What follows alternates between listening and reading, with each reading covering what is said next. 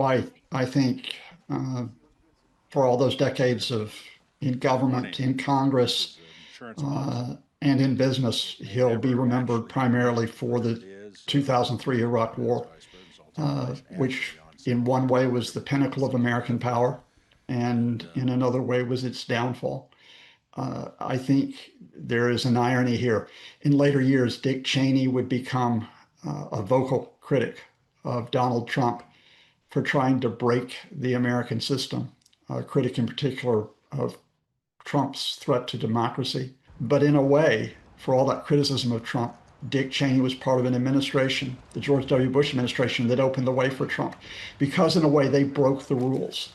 They broke the rules both before and after 9/11 because they were intent on that regime change in Iraq, that attempt to display American power by breaking the rules, not only in pursuing that invasion, but by pursuing torture, for example, by setting aside the Geneva Conventions, by setting aside the US courts at times.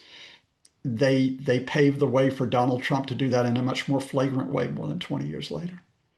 Dick Cheney always believed at the end of the day in the American system. I think he was misguided in the way he defended it. He believed in the American system.